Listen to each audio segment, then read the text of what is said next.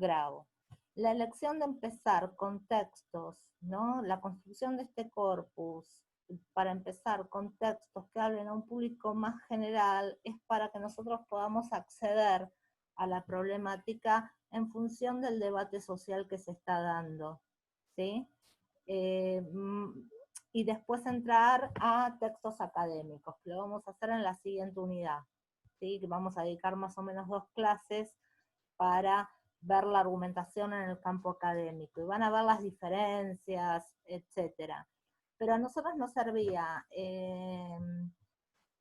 nada, para comenzar con textos como más sencillos y entender la posición en función de modo más sencillo y no tanto en función de la disciplina dentro del campo académico y ese tipo de cuestiones.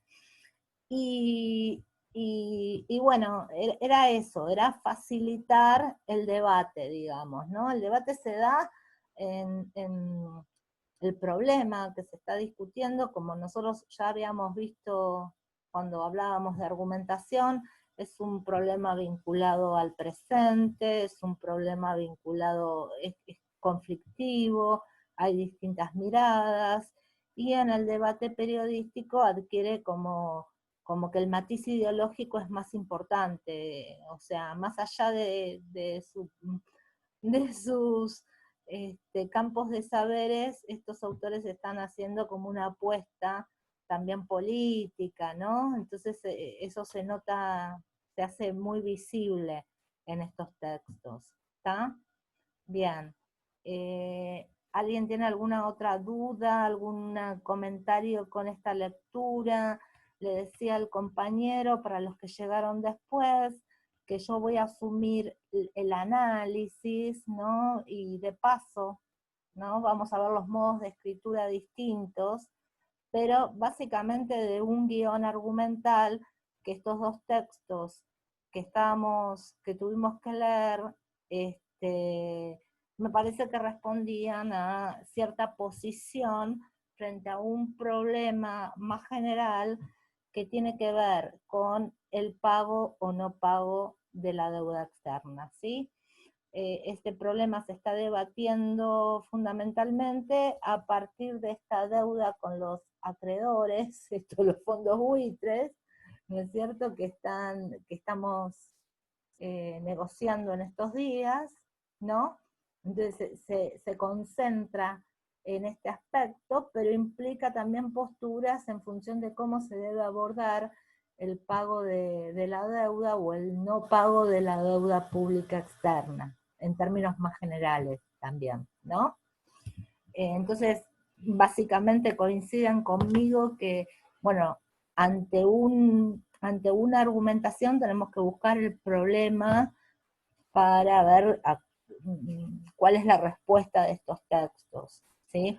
Ustedes solamente leyeron los 2 primeros, pero más o menos acuerdan con que este es el problema, lo que se está debatiendo es si se paga, si no se paga, si se reestructura bajo qué condiciones, qué tipo de negociación debería hacer o no hacer la Argentina, ¿sí? Si no se debe pagar directamente, si se debe investigar. Todas estas cuestiones, todas estas respuestas son las que están de algún modo contribuyendo, las distintas voces que contribuyen a esta discusión, ¿no? Que intervienen en esta, más que contribuir, que intervienen en esta discusión. ¿De eso estamos todos de acuerdo? ¿Sí, no? Sí. ¿Sí? Bueno, Sí, entonces, a ver, acá me están, ambos textos argumentan en favor, exacto, sí, por eso, sí, Melanie, perfecto. Para mí, estos 2 textos, el corpus está conformado por 6, mi gata me está chillando y me desconcentra. El corpus está formado por 6 textos. Y en realidad lo que traté de hacer es poner variaciones, ¿sí?, de más o menos la misma postura ideológica. Ciertas variaciones, para que ustedes vean que los guiones estos argumentales se construyen con las voces individuales de distintos actores o sujetos, ¿no? y que por ahí tienden más a un tipo de argumento o a otro, pero que uno ve una posición ahí, entra en el debate ahí en conjunto. Y Sí, sí, a mí me cuesta un poco igual darme cuenta cuando es que está argumentando porque está explicando algo concreto y objetivo o cuando está argumentando por su propia opinión. Es como que me cuesta diferenciar cuándo es la opinión y cuándo es una argumentación objetiva, digamos. muy buena pregunta, Irina. Vos vas a ver que en estos tipos de textos, cuando hay datos, cuando se construye, por ejemplo, no tanto en estos, pero más en los que van a venir después, a veces se recurre a la narración histórica, por ejemplo, qué pasó durante el gobierno de Macri. Obviamente que ese relato, esa narración histórica, claro, ahí va Joaquín. Obviamente que ese relato o esa narración histórica no es sin intención, está orientada en función de la argumentación y eso es algo que tenemos que entender. Básicamente, una secuencia descriptiva, una secuencia narrativa no cumple la misma función si la finalidad es argumentativa o si la finalidad es expositiva. Entonces, cuando vos veas narraciones o descripciones, la descripción te da el dato, por ejemplo, es la descripción de la situación actual. A partir de esa descripción, la argumentación lo que te permite inferir son premisas argumentales que funcionarían como datos. Y a partir de la narración histórica también se están construyendo las bases de los datos para poder argumentar después. ¿Se acuerdan que vimos que había como un método para argumentar que era la deducción? Que si analizamos las premisas, una funcionaría como reglas o verdades, ¿sí? En el discurso de Perón eso lo veíamos bien, la construcción de una verdad, ¿sí? Y otras estarían funcionando como datos. Bueno, muchas veces las secuencias narrativas, esa parte que vos decís, bueno, esto es bastante objetivo, esto es bastante, no sé, me cuesta diferenciar, ¿sí? Muchas veces esas secuencias narrativas, claro, es que en realidad, Irina, no hay, acá Irina me pone algo muy interesante, claro, es como adivinar desde dónde escribe. Ah, sí, es muy difícil salir de la postura propia cuando uno escribe. Es que en este tipo de texto, lo que vos veas como narración, descripción, dato, el dato, en realidad es la premisa para después llegar a conclusiones. Entonces está subordinado el dato a esta orientación que tienen los textos de sostener una postura, sostener eso. Entonces los límites se te van desdibujando, ¿sí? Y te es difícil verlo. ¿Por qué? Porque toda esa cosa objetiva está en función de argumentar. Es objetivo, pero en última instancia es opinión, porque es intencionalidad de buscar persuadir. Bien, Melanie. Además, esto se acentúa, esto que dice Melanie también hay que pensarlo. Volvemos a la clase pasada y hablábamos de las naturalezas de las premisas. Esto te pasa, esto que vos decís es opinión. En el discurso periodístico vos le hablas a un público muy general, no está mal, ¿sí? No está mal. Ahora hay que ver si lo sostenés bien o no. Claro, sí, claro, está bien. Claro, ahí está el peligro, porque uno escribe Está bien. argumentando como si se basara en hechos concretos y reales y objetivos, y en realidad detrás de esa argumentación está la opinión. Entonces es como que cualquiera que lee, cualquiera que puede estar como público de eso que uno publica, puede interpretar que eso es una verdad y en realidad detrás de eso hay una opinión. Entonces es como que es peligroso porque se baja línea y cualquiera entiende, no sé, es como complicado el tema. Las cosas las opiniones se construyen sobre la base de, a ver si siempre existe intencionalidad, se enmarca en lo que dice la profe premisas, claro. Ahí vos ves, ¿no? Como en estos textos, que incluso lo tienen que hacer así. Ahora quiero mencionar dos cosas. En el periodismo también, además de convencerte, ¿no? Te quieren persuadir. Muchas veces alguien acá lo dijo, creo que era Melanie, porque le hablan al ciudadano votante en última instancia. Claro, entonces está las dos cosas, la cosa de convencerte de la idea, cuando el razonamiento es bastante lógico, vos estás viendo que ahí te intentan convencer, pero de algún modo está esta dimensión de persuadir que tendría que ver con conmover, y no solamente a partir de las emociones, de conmover en el sentido que nosotros usamos, sino en el sentido etimológico del verbo conmover, moverte, llevarte a que hagas algo, ¿sí? Desde ahí también. Llevar a que, bueno, vayas y votes, o vayas y te pongas a favor de este interés, y a veces por ahí ni es tu interés, ¿no? Pero ni te representa, ni nada, pero moverte, ¿no? Llevarte a la acción, ¿no?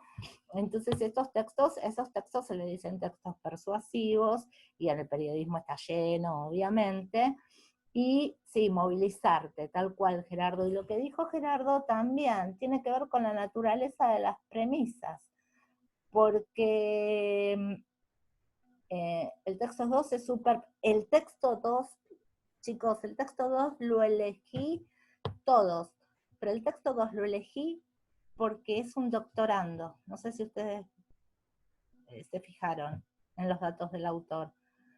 Sí, yo ese trabajo, para el final lo elegí. Yo ese trabajo, si ustedes me presentan así una argumentación en el final, yo no la apruebo. Sí, muy bien, Melanie. No la apruebo. Eso está mal. No, está mal, pero no por la naturaleza de las premisas, ¿sí? De hecho, no, está bien, en el periodismo, ¿no? La naturaleza de esas premisas son opiniones. Y no está mal que fuese así, porque le están hablando al ciudadano común. Entonces, en ese sentido, esas opiniones no tienen el estatuto de verdades lógicas o teorías del campo científico, verdades provisorias. Se construyen en función del sentido común, como estaba haciendo el discurso de Perón.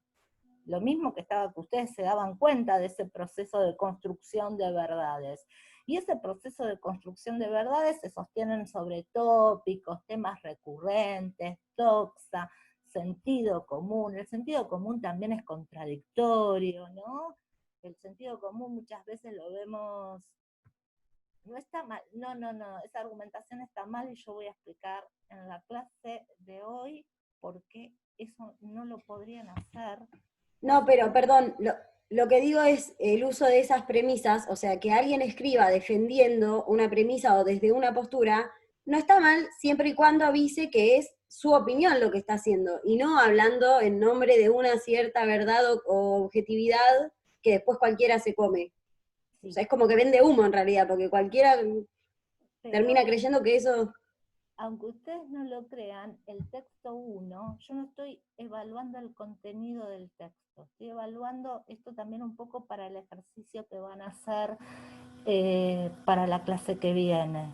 No estoy evaluando el contenido, no me meto porque digo, puede haber personas que piensen así, ok, se respeta, estamos respetando esa opinión, no coincido, la respeto, pero el texto 1 está más fundado, ¿sí? Más articulado y más fundado.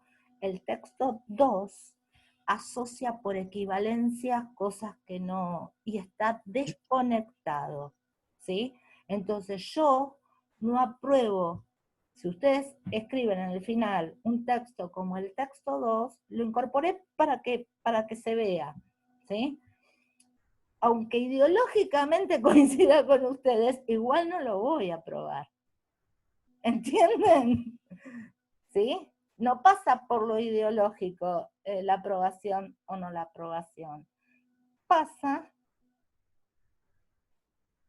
Bueno, a tomar mucho ese texto porque él siguió leyendo. Ese, claro, vos viste que hay toda una descripción, cómo va tomando el dato, cómo va Profe, construyendo. Sí, el sí. momento en el que dice que el FMI aclara de que la deuda es insostenible es sublime. O sea, aparte la forma en la que está escrito es muy buena. Sí, O sea, aparte, simpatizamos con esos ideales, se nota.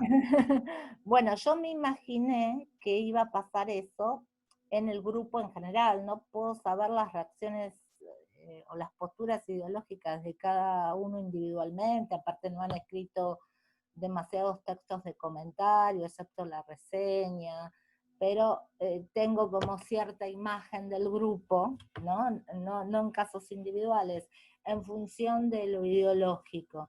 Entonces, por eso decidí dejarles a ustedes el análisis de textos que me parecían que iban a ser más compatibles. Por ahí acuerdan con el texto 3, por ahí acuerdan con el texto 6, con el último, ¿sí? Para mí ahí dan 3 guiones fundamentales. Los 2 primeros textos, de algún modo, estarían diciendo no solamente hay que pagar la deuda, sino también hay que entender las exigencias de los acreedores y ser fiel a esas exigencias. Y todo eso va encadenado con un montón de enunciados que tienen que ver, que proponen el ajuste, que temen ciertas políticas de gobierno, ciertas políticas económicas, le temen muchísimo. Entonces va a sostener los intereses de esa posición, digamos. Sí, ya vamos a los contraargumentos. El texto 3 y 4 de algún modo estaría como representando con sus diferencias, pero con sus diferencias, la idea de que la deuda se tiene que renegociar, la deuda de que se tiene que renegociar en función de los términos que la Argentina lo diga, ¿no? En función de los plazos que la Argentina disponga, ¿no? Como que pasa más por ahí el tema. Y el texto 5 y 6 representaría la postura de que, bueno, se investigue y se declare ilegítima la deuda y que no se pague desde el inicio, ¿sí?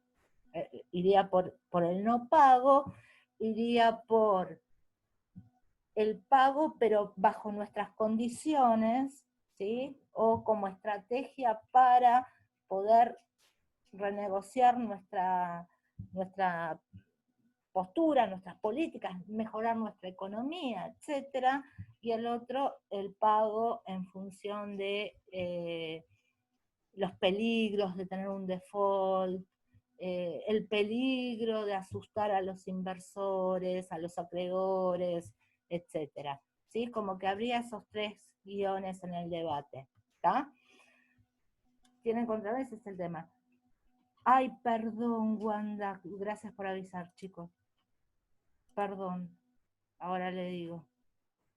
No, a veces me copo con esto y me olvido de poner.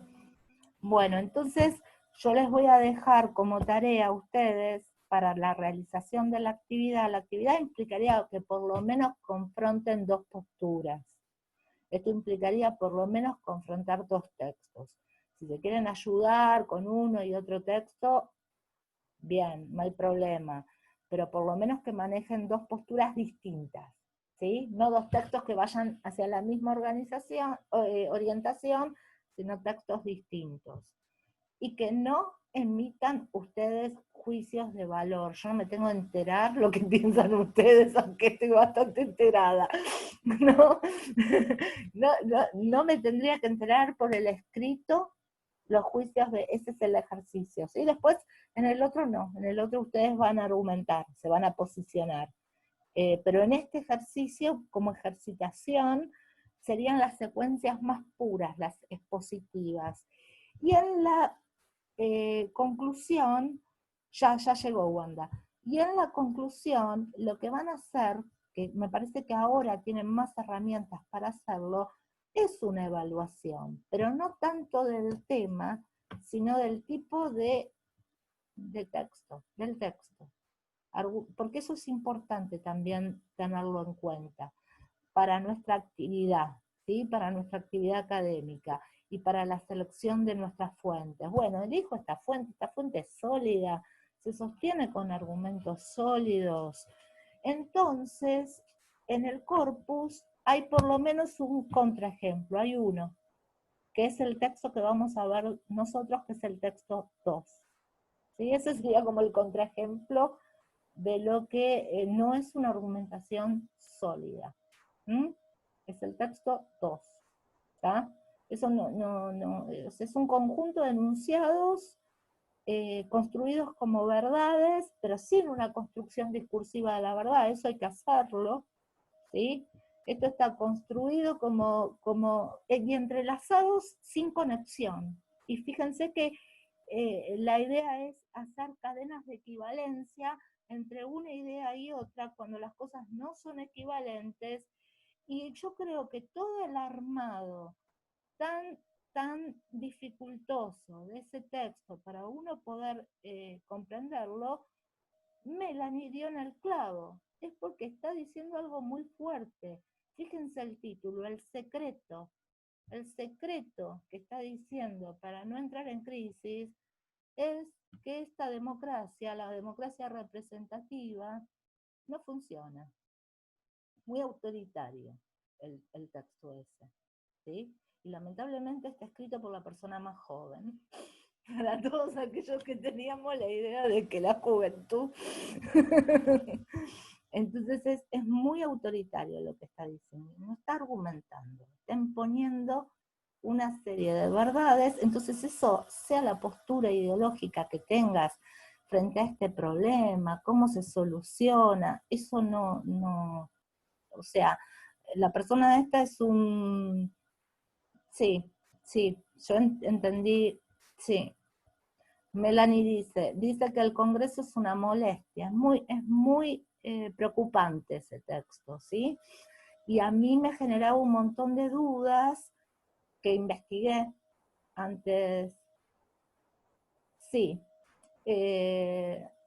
Dice que el Congreso es una molestia, y eso que gente que estudió... ¿Quieren hablar, chicos?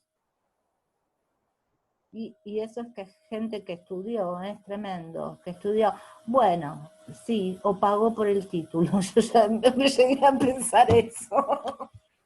Estudió y fíjense dónde... Pero profe, La con Marra subjetividad, pasa lo profe. mismo igual. No, está bien, no estoy defendiendo a Marras, por favor, estoy hablando... No Pero estoy... Marra en el mundo de las finanzas es el hijo de y es un boludo más. Y sin embargo tiene 18 años ahí y títulos en todas universidades privadas, entre comillas, ¿no? No se me ven las comillas. Pero es un pavo, o sea, lo que dice. Bueno, no estoy defendiendo a Marras, te vuelvo a decir, Gonzalo, no estoy evaluando el texto en cuanto a lo ideológico. Con todo lo que vos, ahora lo vamos a desarticular al texto ese también, con todo lo que nosotros tenemos, está por lo menos intentando razonar. Es eso lo que te estoy diciendo. Se esfuerza por hacer un texto convincente, se está esforzando, ¿sí? No estoy defendiendo sus ideas, ¿sí? Es eso, como que quiero que hagan un alejamiento, una distancia en ese sentido. No vamos a evaluar las ideas que están acá, lo que vamos, y eso capitaliza para ustedes, chicos. Eso tiene que capitalizar para ustedes, porque no importa lo que estén defendiendo, al profe no le importa lo que estén defendiendo. A un profe, cuando te va a pedir una monografía, lo que obviamente, si coincidimos, genial, pero lo que te va a evaluar es que vos puedas sostener la idea. Y pese a todo, Marra la sostiene más que el texto 2. ¿Sí? Ya lo vamos a ver en función de técnicas de argumento, aunque no me guste, ¿sí? Pero se esfuerza más porque es por argumentar, se esfuerza por argumentar. El otro renuncia a la argumentación. Para mí el otro texto no es un texto argumentativo, es un texto autoritario. ¿Sí? ¿Se entiende? Claro, totalmente.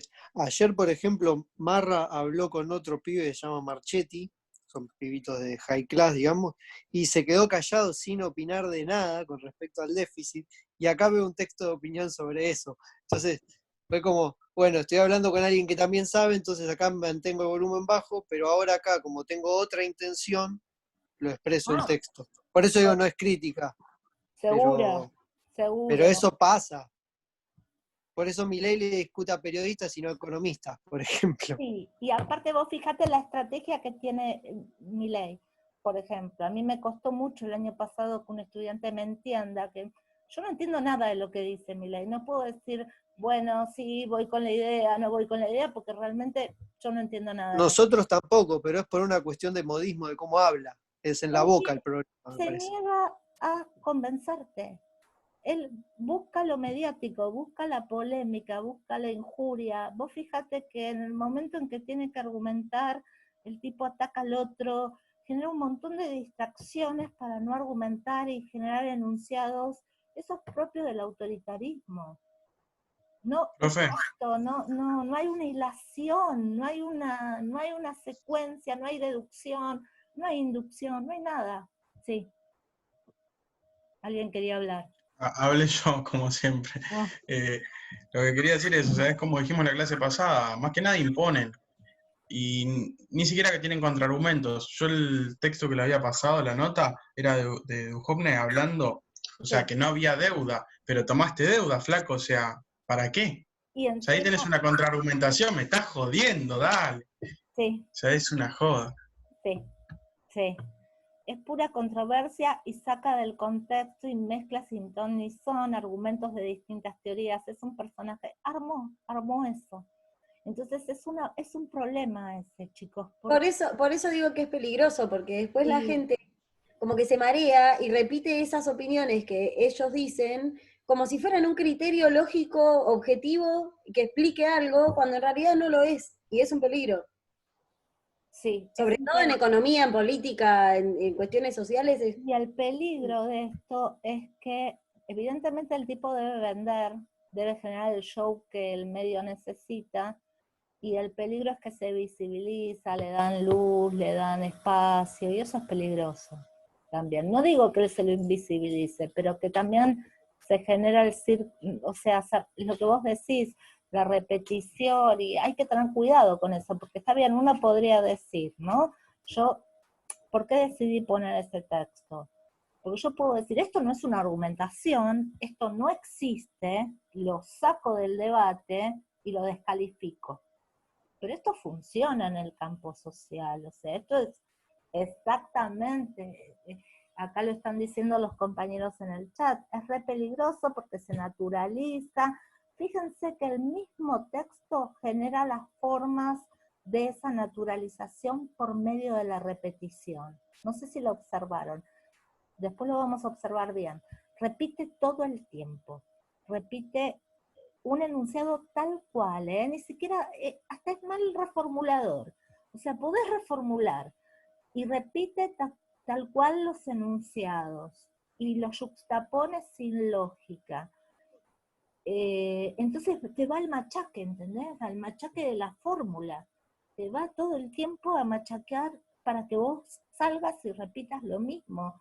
Tiene el tono ese, es peligrosísimo ese texto, porque tiene al principio toda una construcción de un ethos como objetivo. Yo no me voy a poner a criticar al gobierno, yo no me voy a poner a criticar el problema, a las personas. El problema no es de este o del otro, el problema ni siquiera es ideológico, no es el kirchnerismo, el problema es la democracia. Básicamente dice eso. Pero tiene una retorsión para decir eso. Sí, a ver, acá están hablando mucho. A ver, esperen que... Sí, Melanie dice, sí, lo noté, lo de la repetición, supongo. Pero pensé que eso era retomar la idea para machacar. Exactamente. aparenta neutralidad al principio. Es como dijo Menem, conocer de dónde viene el que escribe, el que transmite, dónde estudió más que nada. Aunque esto, Gerardo, no te da una regla, ¿eh?